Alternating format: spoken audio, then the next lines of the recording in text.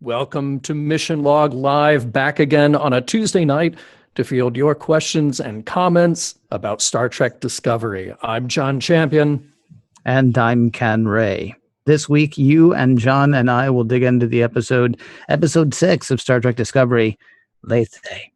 Yes, and we want to hear from you, and you can do that in a number of ways. You can click on the link in the comments to join in the Zoom video call, or you can call 669-900-6833 and enter the conference number 880-938-931, also on screen in the comments. Now, those links change for each episode that we do, so please check back each week for the right one. You can also email us at missionlog@roddenberry.com. And Ken, I'm so pleased that just like every week, we immediately have people saying hi to us. So hi back to you all. Cosmo, hi to Todd, hi to Penny. So great to see you all chiming in the Facebook chat right away. And there's Casey saying, looking forward to chatting it up with us. So you guys know what to do. Just click on the link or dial those numbers and you can join us. I do want to thank everybody who's been watching and listening with us over the past few weeks. And remember, there are lots of ways that you can actually pick up Mission Log Live. Of course, live is one way to do it, which, of course, we can find us on Facebook or on YouTube, actually. It's the Roddenberry Prod, isn't it? Yes, yeah, the Roddenberry Prod. Yeah. Buy one today. YouTube.com/Roddenberry Prod. We're running a 2-for-1 special for the holidays, by the way, so stay tuned for that. If you want the audio-only version of this show, you can have that. Just search iTunes for Mission Log Live. You can also hit our website, missionlogpodcast.com, to hear the latest episode. And, of course, you can visit facebook.com/missionlogpod, which will give you access to the video replays of every show that we've done so far. And coming soon to podcast.roddenberry.com as well, about which we're very excited. So thank you again to everybody who's watching, and those of you who are joining us for the live broadcast, those of you who are listening to the podcast later, we welcome you all. This show truly is about you. It is about your comments, your questions, and Ken and I will have our notes in a little bit. But there's something new for those of you who are watching. You may see in the lower right-hand corner of the screen, there's a couple of little starships down there, the Shenzhou and the Discovery, with flaming warp trails behind them. And they say bad and worst. Ken, would you like to explain why they say bad and worst? Well, we had a few ideas for a poll question that we would like to run. Which would be your favorite breakfast? The egg white burrito or the green juice with extra green? I'm going burrito every time. Every time burrito. I think there was actually a serious plot question or something as well. But then we decided probably the best question, Sarek, bad father or worst father? So there are your choices. Is Sarek a bad father or is he the worst father? Well, you can click there and make your voice heard. Let everybody know which one you think he is. Hey, John, you've got the recap coming up, but we should let people know that we've also got a guest coming up tonight. Renowned science fiction author Robert J. Sawyer is going to be joining us to talk about Discovery and a little bit about Star Trek in general in just a bit. So do stick around for that, and of course to get your own questions in as well.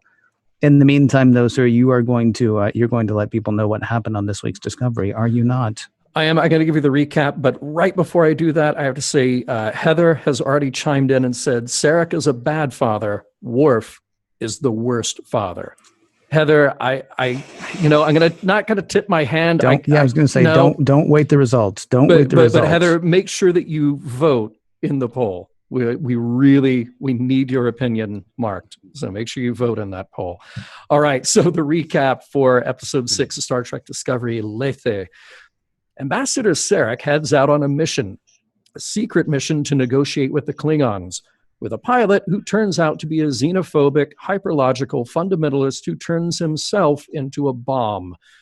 With the ship disabled and Sarek hurt badly, that tricky mind meld Katra sharing has an intense effect on Michael Burnham, who is far away on board Discovery. She's seeing Sarek's thoughts, and those thoughts are about her, a younger version of her when she was graduating and being considered for the Vulcan Expeditionary Group. Something's very wrong, and Burnham convinces Lorca they need to find Sarek. Lorca confirms Sarek's mission with Starfleet and then promptly breaks their orders to not go find him. It's going to be a trick, though. Sarek's ship is in a nebula, creating all kinds of havoc with their normal systems. But Michael volunteers to hook herself up to a kind of brainwave enhancer so she can psychically reach out to Sarek, find him, and thus find his ship. She does find his thoughts, but he keeps pushing her out physically. Well, mentally, but physically in his mind. It's like there's some kind of secret he doesn't want her to know. The only way Burnham can save Sarek, though, is if he lets her into his mind. The secret is that the Vulcan Expeditionary Group gave Sarek a choice. Spock or Michael could join, not both. He lied to Michael about her qualifications for getting in, and then Spock chose Starfleet anyway. So Sarek is full of, oh, what's that emotion? Shame. He wakes up enough to hit the transponder in his ship. They swoop in and grab him. Back on Discovery, Admiral Cornwell comes in for a visit. She's not happy about Lorca's erratic behaviors, chief among them ignoring orders. She says he needs evaluation, some time off, and then it gets sexy.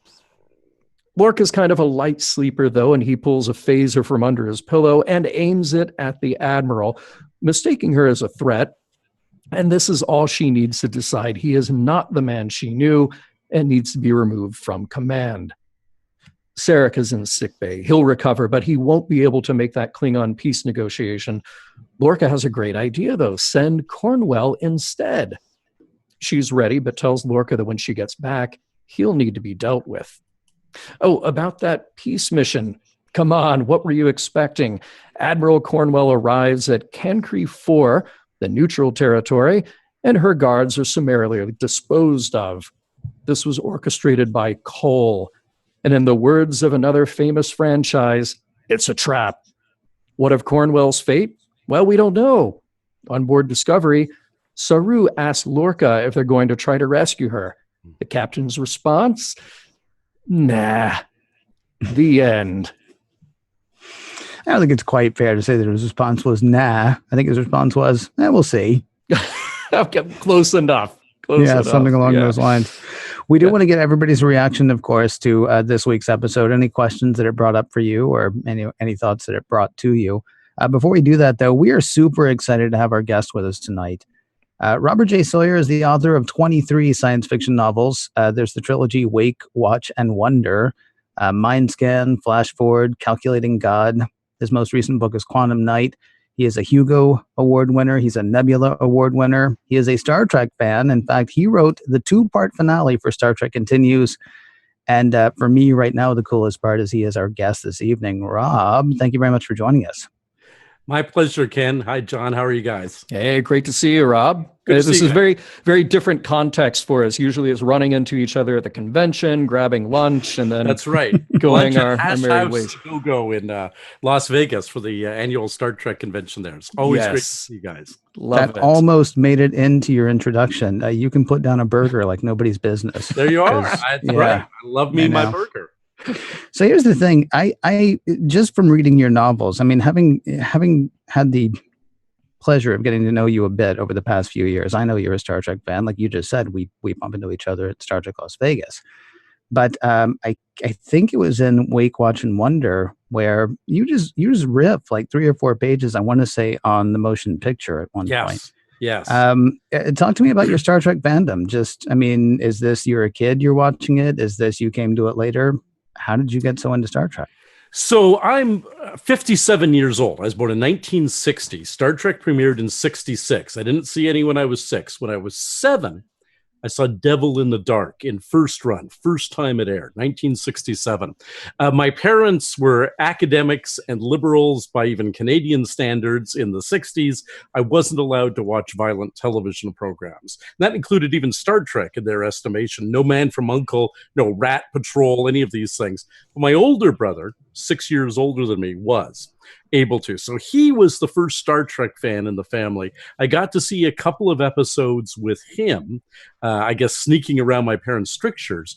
But more significantly, when that seminal book, The Making of Star Trek, came out in 68. I'm only 8 years old. My brother scored a first edition copy, and I borrowed it and I read it. I was just, even at 8 years old, fascinated by the world building, by the writing behind the show. To me, I love many of the guest performances and all of the regular cast, but for me, the real stars of the original series were, starting with Gene Roddenberry on down, the writers of the show, the people who were putting word to paper. And there's no question that I'm a science fiction writer today because I was so intrigued by what was being done in the 60s and really in the 70s when I was watching it 5 days a week in syndication, the original series. It became the cornerstone of my intellectual and moral growth and creative growth. It's honestly true. So I guess I think I already know the answer to this, but what is your Star Trek? Oh, there's no question for me. I'm a TOS, the original series guy. I've followed everything that has come since, and there's lots to admire in all the iterations. I don't want to get the evil fan mail here, but the original series is pure quill Star Trek. It's the Gene Roddenberry Star Trek. We all know the stories about how his influence waned and then he passed away during TNG. Anything that came after TNG really wasn't under his purview at all. It's a reinterpretation or a reimagining, including Discovery, the current iteration. For me, it was that original series was nothing has equaled it. Nothing has equaled it. Now, bringing up Discovery, John and I have something that we do that we call playing the home game. I'm curious, you as a fan and as a writer, do you try to anticipate what's going to happen? Or are you thinking of how you'd have written it? Or are you able to just like say, okay, for the next 48 minutes, I'm along for the ride. I'm turning off like any other thought about it, and I'm just going to watch TV and see what happens. I am a very critical viewer of any television that I watch. I write teleplays. I wrote for Flash Forward, the ABC TV series based on my novel. As you mentioned, I've written the finale for Star Trek Continues. So I'm always playing that game for sure. What is the significance? Where are they going with that? In the most recent episode, Lorca's reflection in the porthole, the episode before, Stamets's reflection staying in his mirror. What does all that mean? What's the significance? Of course I'm playing along. And I want to be surprised. I mean, the thing that the occupational hazard for a writer is, you start watching a movie or an episode of a show, and at the end of the first act, okay, I know how it's going to play out. And 9 times out of 10, you're right. So I don't want them to do things that leave me scratching my head and saying, what the heck? Blasted anyways, Jim. What the heck was that? I don't want that.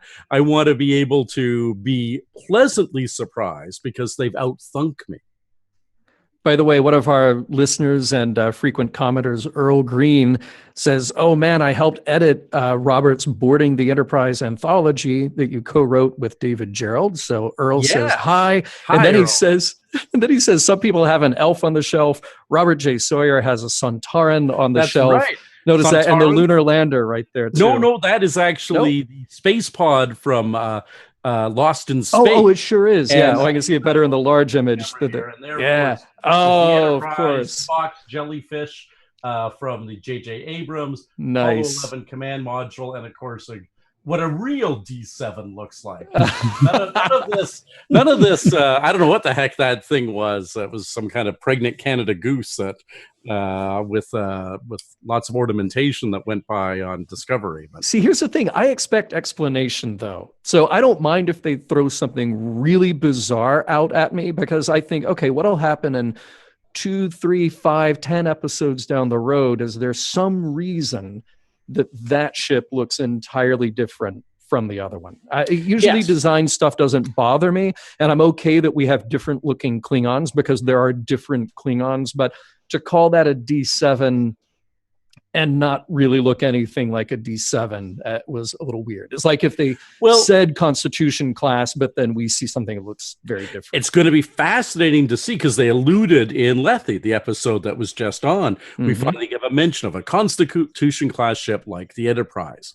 Now, are they going to bring in Matt Jeffrey's extremely clean design, this design right here, and put it next to these CGI ships that have so much detailing and little knobblies and greeblies all over them? Or are they going to have to reimagine the Constitution class when we see it? That's going to be a very interesting creative choice for them to have to make. But my way of looking at this is you go in and assume that the guys and gals who are making this know what they're doing. When they make a reference to D7 and then show you something that isn't a D7, I expect, as you just said, John, there's rationale and logic behind it. I'm looking forward to seeing how that plays out. Maybe it's sort of like buying a Scion. Like the Klingons can go to a website and they can start with a D7 and say, well, I'm going to customize it with this, and I want these kind of rims. That's right. Maybe that's what they do. Yeah. So differences in the spaceships aside, I'm curious how you're enjoying the ride so far. I'm loving it. Like every longtime Star Trek fan, I'm now 50 years a Star Trek fan since 67. Every longtime Star Trek fan loves to quibble and tear things apart and say, wait a minute, this contradicts that. You can do that within the context of TOS, right? You can say, in this episode, they said diamond is still the hardest substance known. And in that episode, they said castrodinium is way harder than diamond. We played this game for half a century now, and it's part of the fun. So yes, there are things that I'm wondering about, things that I might have done differently, quibbles here and there. But by and large, yes, I'm loving it. And more than that, I'm loving it by episode 6, more than I loved any of the other post-TOS series by their 6th episode. Right? You compare this out of the gate to TNG out of the gate, and we're light years ahead in terms of engagement, sophistication of characters, quality of the writing, and quality of the acting. We're way better off than that stumbling first season of TNG, for instance. No, hold on just a minute, Robert J. Sawyer. Yes. You can't tell me that you're talking about Code of Honor in that. Code of Honor, right? I mean, absolute crap. And you know what we've seen here is the night and day difference between Cadet Tilly and Cadet Wesley Crusher, right? Yes. You can do the wide-eyed, innocent, enthusiastic, young character and have it be completely irritating, the way poor Will Wheaton's character was, or be absolutely engaging, whereas I'm finding Tyler, not Tyler, what's Tilly? her name? Tilly. Yeah. Tilly. Yeah. In Discovery. So yeah, but Code of Honor, I mean, is like the bargain basement bottom floor of all Star Trek of all time. But even Encounter at Farpoint is so clumsy in introducing the characters compared to what we had here in Discovery. Of course, TNG found its legs. Don't get me wrong.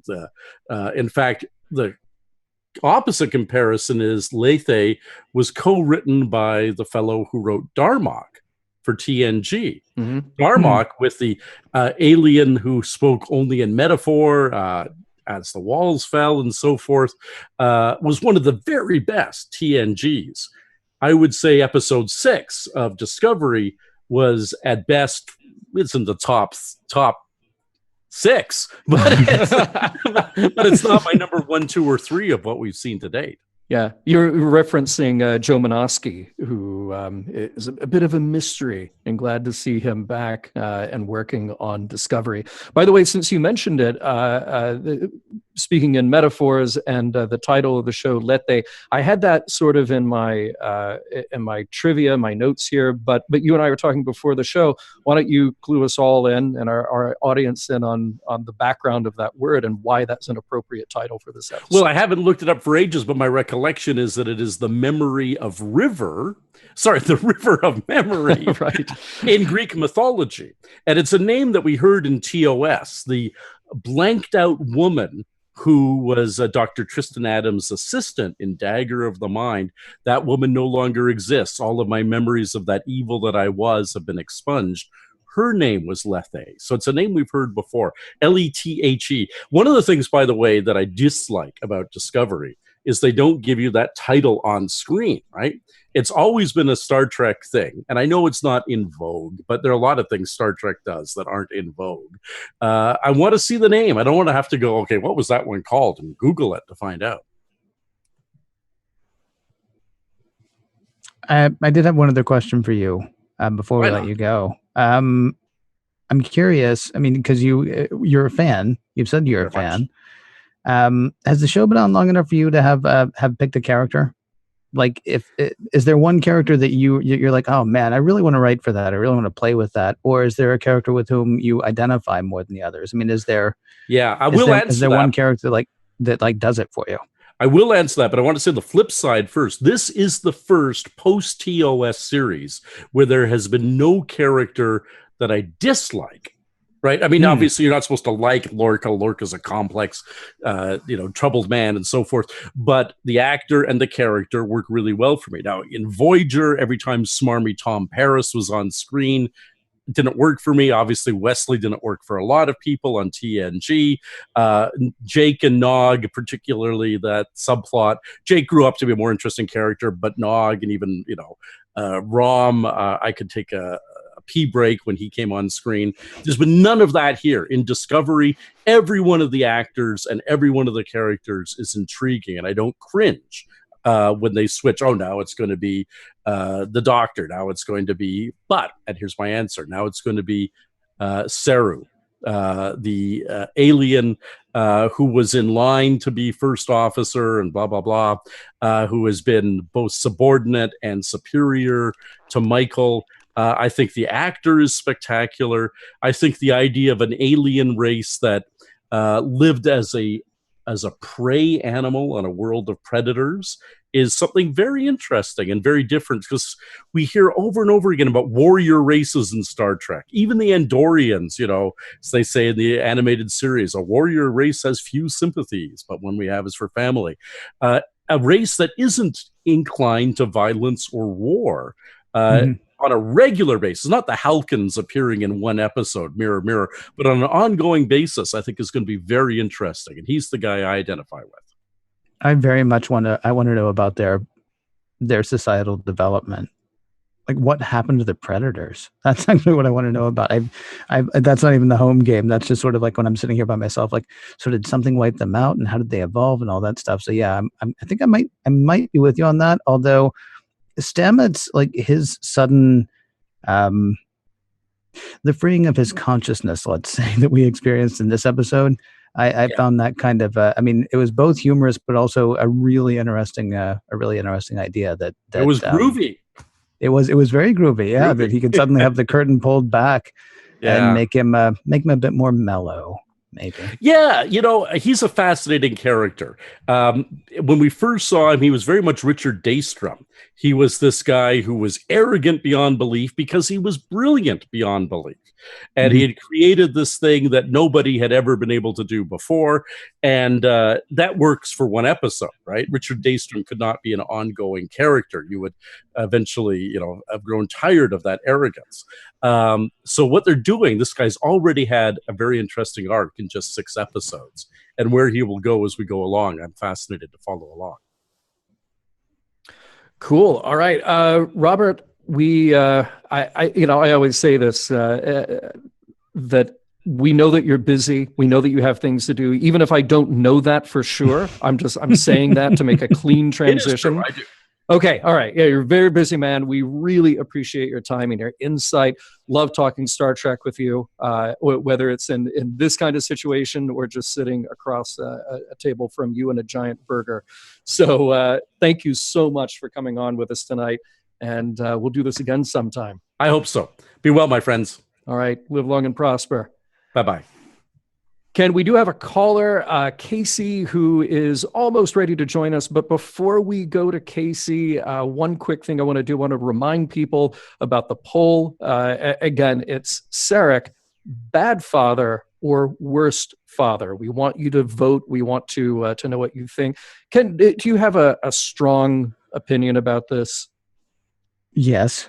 Okay, would you like to share that with us? Are we doing that now? See, I feel like if we say now, then we Yeah? might sort of like skew the votes a little bit. Yeah. I kind of feel like we should maybe do that at the end, but I don't know. I think All right. everybody knows your answer though because they listen to Mission Log. So Yeah. Hopefully they all listen to Mission Log. And then also there was the whole thing that you did at the beginning, calling out was it Heather? Calling out Heather's answer. Yep. Yeah, I think we all know how you feel. All right. Well, by the way, Heather has another comment. As we were talking about Lorca, she says, Lorca's severe PTSD is reminding me a lot of Commodore Decker. So since we were talking about the Doomsday Machine earlier, and we had another, let's see, William says, as a TOS fan from the beginning, saw the first episode on the first day, best thing about being this old. I also love Discovery. Job well done. I don't agree with so many people that Lorca is bad or an evil captain. He just is complicated, more like a TOS Commodore who breaks the rules, situational ethics for what he thinks is the greater good. So yeah, that's an interesting take on Lorca. I think this episode revealed a lot of interesting things about Lorca. He may not be exactly who we thought he was. The difficult part, and I'm sorry, Casey, I'm just going to ask you to hold on for like another 10 seconds. The difficult part about deciding anything about any of these characters right now is we're not even near the middle of this story. That's the thing. I mean, I don't know. Like it's possible we're being led to believe that Lorca's a bad guy, and then they're going to pull a switcheroo halfway through, and it turns out, oh, he's not bad. Something else was going on, or maybe we're supposed to think some other character is actually a good character, and then all of a sudden it's going to be switched up at some point. I mean, the cool thing about the fact that we're getting so deep into the characters is it really gives us time to get invested in a way. At the same time, the drag is we don't know what we've actually seen is true. We don't know what we've seen is actually true. Cool thing about a 48-minute anthology show has a beginning, a middle, and an end. We were talking before the show with Rob about sort of this structure, and he said, if you think about season 1 as one episode of Discovery, we're at about the 20-minute mark. Yeah. And so who can know, what is the truth about anybody? Lorca, Burnham, Stamets. Yeah. I could keep naming characters, but Tilly. Why don't we go to our caller and say Tilly? Tilly is a character. We could name Tilly. Evil dark side of Tilly. Yeah. Saru. Yeah. That's another character. But and that's, I mentioned it last week. What I am enjoying about Discovery so far is that it is keeping me guessing, that they're not just handing me everything on a silver platter and saying, yep, here's Star Trek. Here's everything by rote that you expected to be in here. Because that would be kind of boring, I think. I'm glad that this is something different. Well, let's talk to Casey. Let's see what Casey has to say. Are you there with us, sir? What's up, guys? Can you see and hear me? There you are. Hi. I can, yeah. How's it going? I tried to get the holographic transmission, but it wasn't working. So the 2D version. Yes. Oh man. I've seen a lot of TV in my life, and the one thing I'm really liking, like John was saying, is the shows keep me guessing. And when something can surprise me like that, I'm delighted. So Lorca, I don't trust him at all after this episode. It's just, he's grooming Michael in a really creepy way. Yeah. He's manipulating the scenes. He's a master manipulator. And I am almost wondering if he purposely slept with the Admiral in order to potentially discredit her for pulling the power move on him and unseating him from the ship. I just don't know. All I know is as soon as she stepped on that shuttle, I'm like, she's not coming back. No. Yeah. So, well, I was going to ask you that. I was going to ask you how obvious you thought it was that Lorca was just perfectly fine with getting rid of her entirely. He stuck to his he stuck to the manual. With Sawyer, he's like, we could save her, but rules. What are you gonna do? He's like Spock like that, right? Yeah, he'll just passively aggressively use rules to get what he wants. Yeah, I'm sorry. My hands are tied. It's war. What are you gonna do? But no, I love it. I don't trust Ash whatsoever. But at the same time, it seems kind of too obvious. I've been trying to stay away from spoilers for this show because the whole thing with Ash and Vok. I don't want to believe it's true just because it seems too simple. But now that we've seen that weird scar thing on Lorca's back, I don't know what to expect. And the thing with the Admiral saying that he's been changed, he's very, very different over the last several months. And the bit about, you remember that time we saw the meteors? What, you don't remember? They're being very smooth about their presentation of it. But no, I don't trust him at all now. And the stuff he's doing with Michael is super creepo. And something that I really liked about that scene of them drinking. I mean, first of all, we always talk about on Mission Log how we like the scenes that feel really grounded. So going back to TOS, when you introduce a character like Gary Mitchell, or you go back to The Cage and it's Pike and Boyce sitting down having a drink, there's something about moments like that feel just 100% real, like these people belong there. And that scene of Cornwell and Lorca sitting there having a drink, and they drop all the pretense of the Starfleet hierarchy, and they're just a couple of people who know each other intimately having a drink. I know that people get all upset about, there was lens flare in this shot. Honestly, I don't really care about stylistic stuff like that, but there was something about the way that was shot where you had the kind of blurry lens flare in front of them that just made you feel like you're in this sort of drunken, hazy, intimate moment with them that I thought was a really nice production touch. And it kept, I felt like it kept you as the audience a little bit kind of off balance as these little things were coming out. Like, where, why don't you remember going to the meteor shower? And, what's wrong with you? Yeah. Apparently, the only diplomat greater than Sarek is alcohol, according to some. Right. It's played a prominent role over the last half century. Yeah. But yeah, no, fantastic. Also, does "May fortune favor the bold"? Is that the catchphrase for the Lorca family fortune cookie business? Should it be? That's I will say this: Lorca opens a fortune cookie in the most badass way I've ever seen. It's a horrible way to eat a fortune cookie, though. I was thinking why is that horrible? Because there are crumbs everywhere when you do that, and it's like also, 90 aren't they pieces. ridiculously stale? Yeah, maybe. They're just in that bowl. And oh yeah, they're not in wrappers. Yeah. Well, he may get a new bowl every morning, though. I mean, it may be, Mm-hmm. Also, is that how he makes command decisions? Just by picking them? There's not a fortune in any of them, though, is there? I don't know, actually. We haven't seen one anyway. Yeah. Well, and the scene missing between him and Cornwell is having a fortune cookie and then adding in bed to the end of the fortune. Clearly. I was laughing because I was making the joke the entire time we were watching. Nice. Casey, fantastic to hear from you. Any parting words here before we move on? Yes. Last week, you guys took a lot of exception to Tillian Stamets using the F word. I just wanted to drop a couple quotes.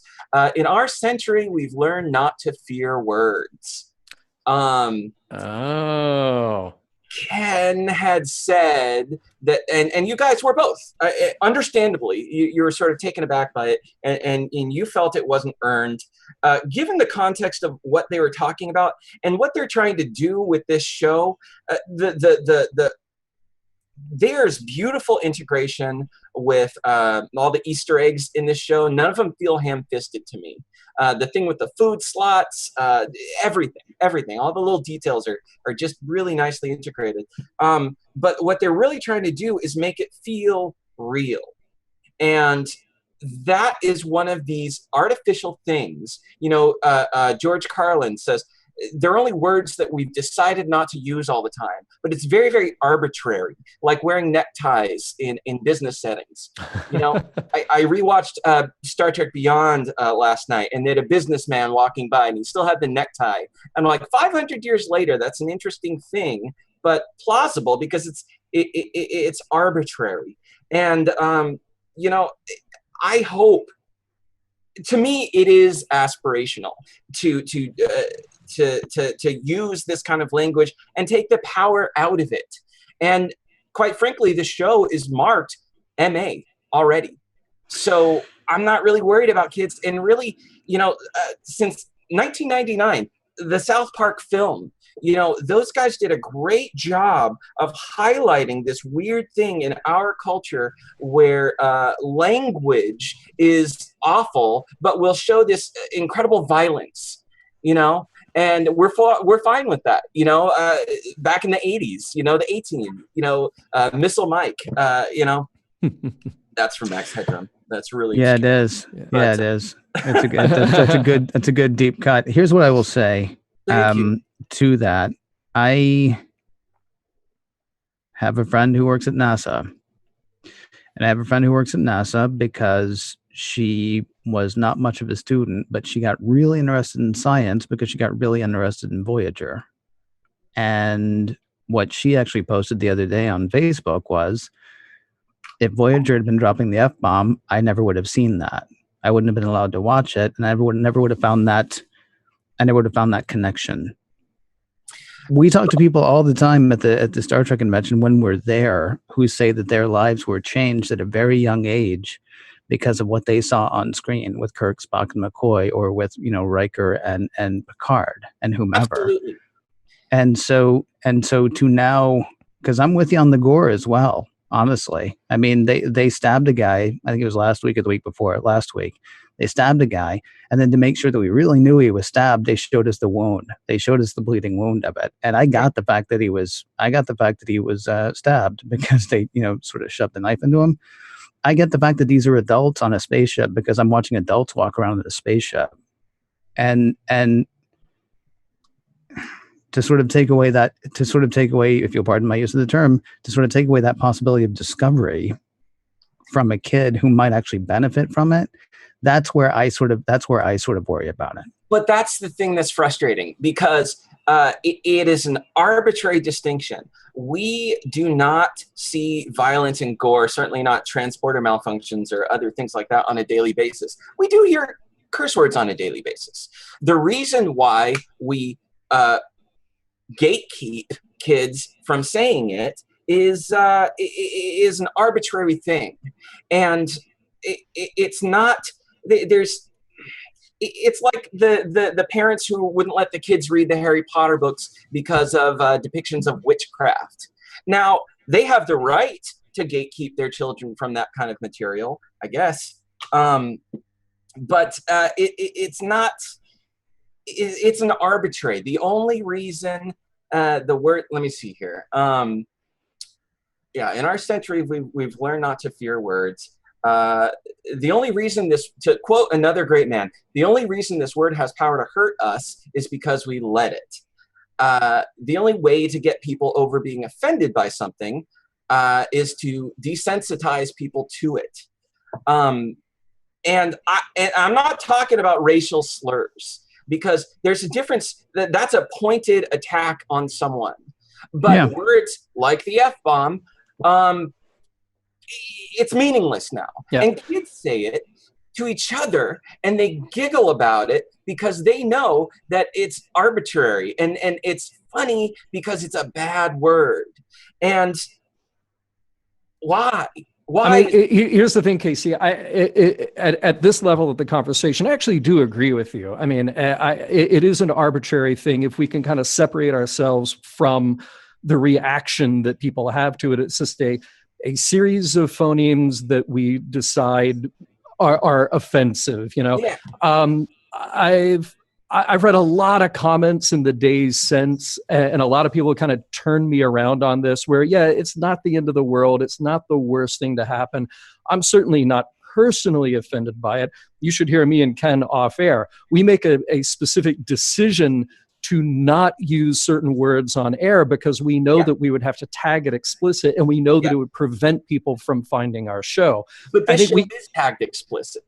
It is. Yeah. And there's something about that, though, where I guess we look at it and go, well, to us, Star Trek's really important. Star Trek can be inspirational. Star Trek can reach out to this wide audience. What a shame if there are people who, again, arbitrarily just won't see it because of that one thing.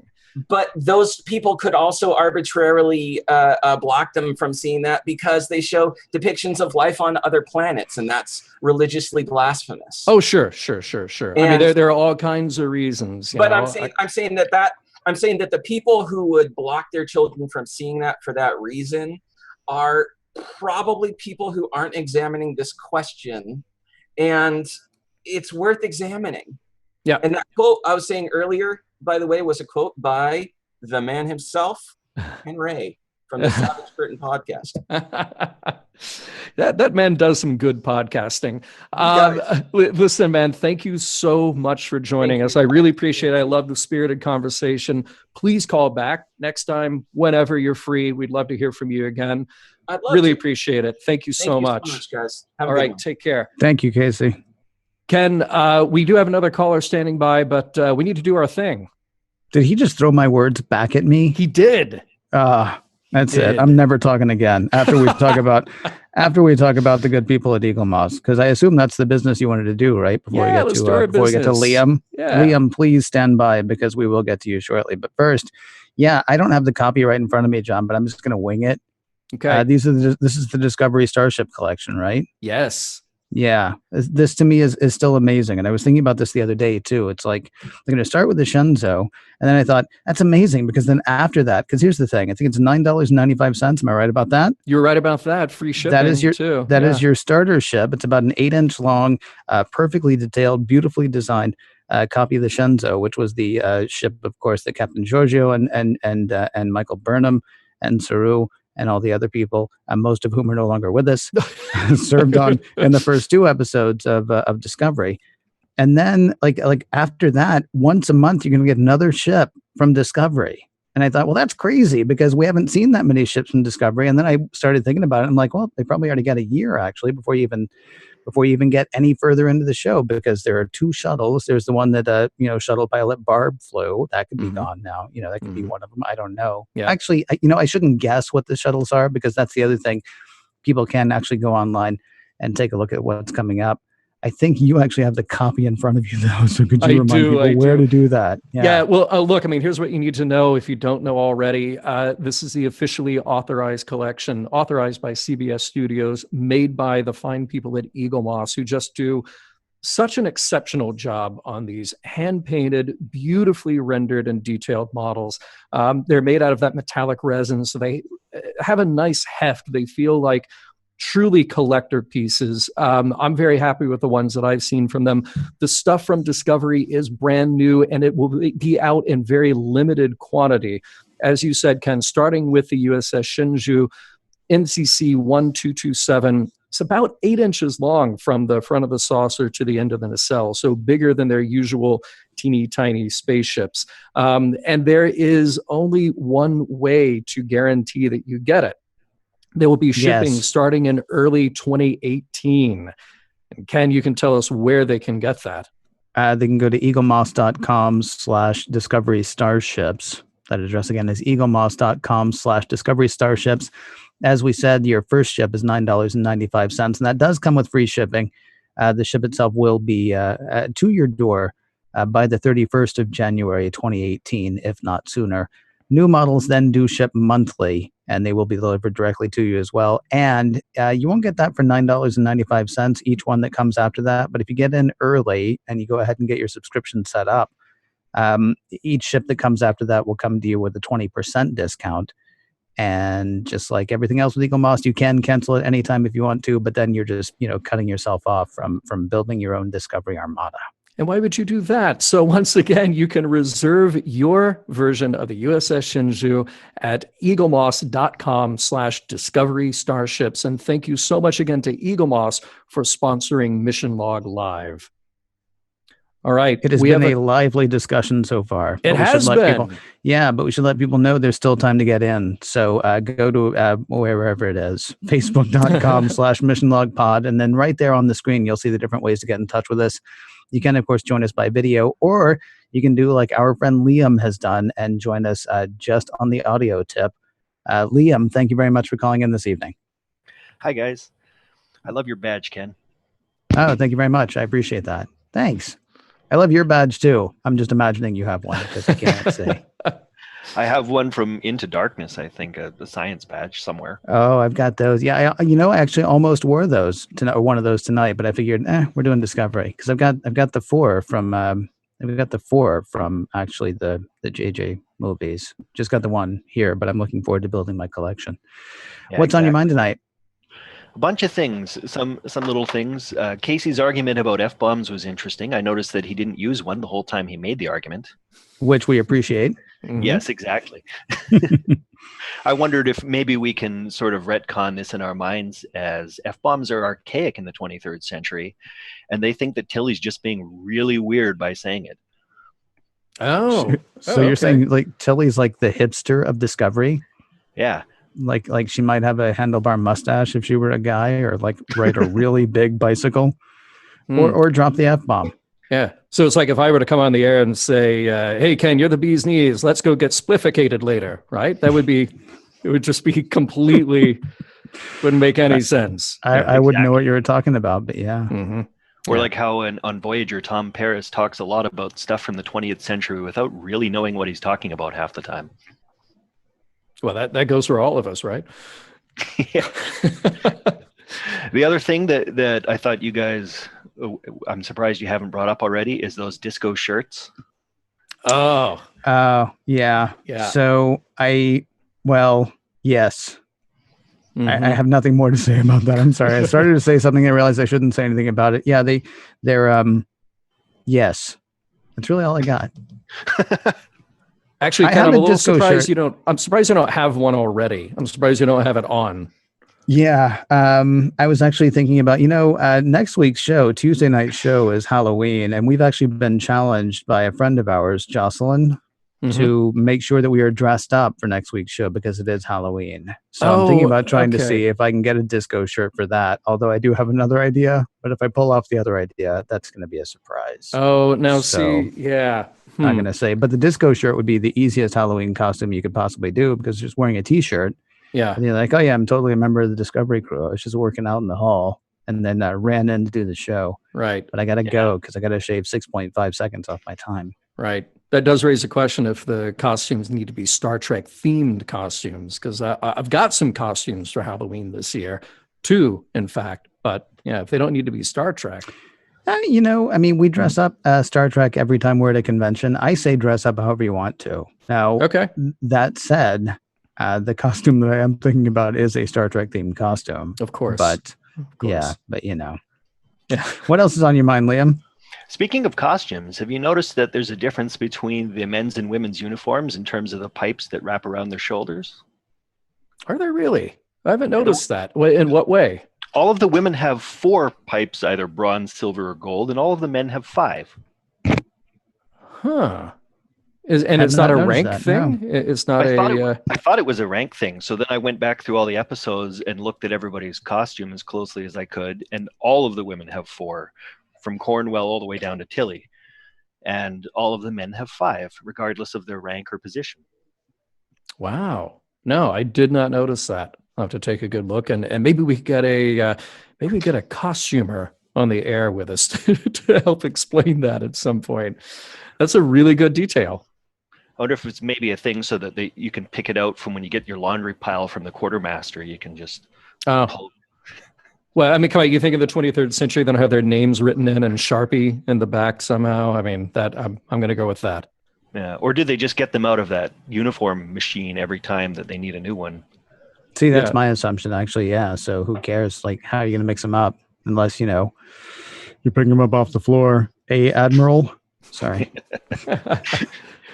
She put All that right. jacket on really fast. Yeah, well, look, if you had a phaser pulled on you, I think you'd be putting on your jacket pretty fast and like, I'm out of here, right? Exactly. Yeah. Excellent. All right, Liam, thank you so much for joining us. Thank you. Really appreciate it. Come back next time, and we'll talk to you later. And it looks like we have Kay standing by on video. Kay, are you there? I don't think she's quite there yet. No? But she'll be here in a moment. Let me Okay. go ahead really quickly though and say why my argument is because I know people are apparently the poll is skewing Sarek as bad father, not the worst father. Mm-hmm. And I will make my case for why I say he's the worst father. Okay, go ahead. He's just the worst. Oh no, see, Ken. That's it. Look, he is just the worst. Look, I think John, about John, I want to hear what you have to say, but Kay has Ken, actually joined us now. Can we go ahead and bring Kay on the how phone? dare on you? the, All right. on the line, please. Yeah. Kay, where are you? Hi, Please guys. save us. Hey, Hey, Kay. how's it going? I'm good. How are you? We're hanging in there. I think we might see me and Ken go to blows over the Worst Father of the Year award here. Oh, I'm a Worf, me, but yeah, I think Sarek's up there. You know why? Because you're right. That's why, Kay. Yeah. Nah, I High think five. Sarek's just the worst. Yeah. He's just the worst. What's on your Mhm. mind tonight, Kay? Aside from, Worf being the Well, worst. getting back to Lorca a little bit actually, because I really enjoyed what we saw with him this week, and I love how we're getting from this kind of generic, oh, he's a bit of a bad guy, into this, oh, well, actually, is he, or is he just really morally ambiguous? But the thing I really wanted to talk about was like his relationship with Cornwell, because I found that really fascinating. It's actually one of the things that I've found to feel most Star Trek about the show so far, because I really like how we get this, he's got this person who he's been friends with obviously for a really, really long time, and they've got quite an intimate relationship, but it's not very formal, it's really casual, and it's quite, I feel like that's similar to things that we've seen previously in Star Trek with sort of like Troy and Riker earlier on. We see this kind of casual nature of, is it a relationship or is it not a relationship, and what's going on with them, and I kind of got that vibe from them, so I wanted to ask what you guys thought about that. Well, I was glad to see a relationship that has consequence. We would joke about how on the original series, here's Shayna in the Gamesters of Triskelion, who really needs help. She really needs to not be there. And Kirk kind of seduces her and feeds her a line and then says, see ya. And of course, we're never going to hear from her again or any of the Gamesters of Triskelion at all. We're just sort of done with it. Fast forward to Next Gen, as you point out, where you have this sort of vaguely defined relationship with Troy and Riker, where it's just sort of like, whatever happens, and they're okay with it. They're okay if they're going to beam down to Beta Z and make out in a public park, but they're also okay if Riker is going to, get intimate with the guest star of the week too, or maybe Troy for that matter. So yes, they were maybe trying to tell us something about the fluid nature of relationships in the 24th century through that kind of thing. What I really liked in the Lorca Cornwell depiction is that it felt real. It felt like there was some drama to it. There were feelings behind it. There were some hurt feelings behind it. I really loved that moment when Cornwell was leaving his room and Lorca, for a moment, showing this vulnerability, saying, let me keep my ship, it's all I've got. And she says, I don't even know if I'm talking to the real you. Great bit of dialogue, and delivered so well that it just felt heartbreaking, but it also felt like, wait a minute, am I being manipulated here? Yeah.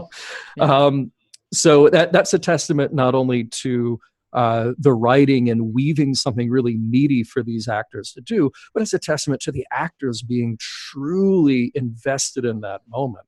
I don't know how much more I can add to it other than to say that I thought it was great. What about you, Ken? Yeah, I think I'm with you there on just about all of it. Honestly, there was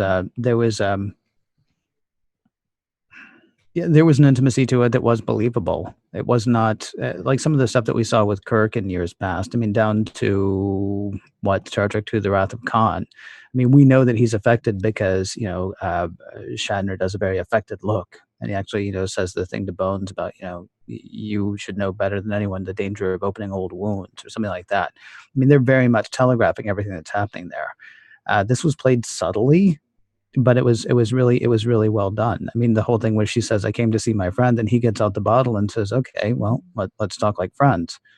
And there's just a little shift there. It was really, yeah, it was pretty neat to see. It's interesting too how we don't know their history. I mean, she indicated on the last episode too that, or no, not the last episode, the one before that, that they're friends. But it was just well written and well played. I felt like we were eavesdropping on a conversation that was between two people. I mean, whatever's going on with Lorca is going on with Lorca, but it's between two people who've known each other for years. And that was kind of a cool thing to see. It was a grown up thing to see, which was great. Without, and not to keep going back to Casey's thing, I honestly thought that by now we would have seen something sort of risque. I would say. Sure. I thought, well, we've done incredible violence. We've dropped the F-bomb. I'm assuming that there's, nudity coming at some point. And to have, honestly, that whole thing be fairly chaste was actually, was an interesting thing to see, an interesting thing to play. Overall, I liked it. It added depth to Lorca's character. So far, he's looked sort of like the mustache twirling villain. And now, I mean, I feel like we know less about what's going on with them now than we thought we did last week, which is kind of a cool thing too. Yeah. Kay, where are you calling from? I'm calling from England. Well, it's so late there. It's like Thursday, right? It is. And I actually thought a couple of times about phoning up. I was thinking, can I get up at 3 a.m. to call in or not? But I actually woke up at exactly 3 a.m. So I thought, well, that is obviously the sign that I should get on. Oh, wow. Well, thank you so much. That is incredibly cool of you to do. And we're really glad that we were able to take your call. And please, if you find yourself with insomnia again, then be sure to join us. All right. Yeah. I love the show, guys. So thanks for that. I'm trying to catch up at the moment before you guys get to DS9. I'm on season 2 of Next Gen at the moment. So I'm listening to about 2 or 3 episodes a day at the moment. Trying to catch up. We'll slow down. We'll take a break. Don't worry about it. Let us know what works for you, okay? Yeah. All right. Cool. Take care. Have a great night. Thanks. Bye-bye. Bye. Ken, we're almost to the end here. I believe you probably want to let people know that after this show, they should go over and join Priority One podcast. Oh, that's right. Yes. Yeah. So another one of the Mission Log podcasts, one of the Mission Log, I'll start again. One of the Roddenberry podcast network podcasts, excuse me, because there are a few. There's Mission Log, there's Mission Log Live, there's Women at Warp, and there is Priority One. They are recording their show every Tuesday night. They do this thing, though, where as they record their show, they actually do it live. So if you go over to their website immediately after this, facebook.com/PriorityOnePodcast, facebook.com/PriorityOnePodcast. You'll get to see Kenna, you'll get to see Winters, you'll get to see Elijah, and you'll get to see Tony, and they'll all be talking about, well, whatever is Star Trek news this week, and additionally they'll also do some Discovery talk as well. So they do that every Tuesday night. Usually starts about 5 minutes past the hour, 5 to 10 minutes past the hour, but go there, hang out. Lots of other Star Trek fans there having a good time, and they would love it if you join them. Ken, I love it when we're in this position where we're getting on to the end of the show and we have this embarrassment of riches of great comments on the Facebook page, great comments, some that are coming in on Twitter. I have to give a shout out to our friend at Picard's Fish. That would be Livingston Picard, old friend of ours on Twitter. And he says, at Mission Log Pod, question, holodeck? Question mark. WTF? See, I'm going to keep it clean. Was that I'm just going to very quickly in our last seconds here say it's not a holodeck. You had a holographic simulation, basically a corridor overlay on a corridor.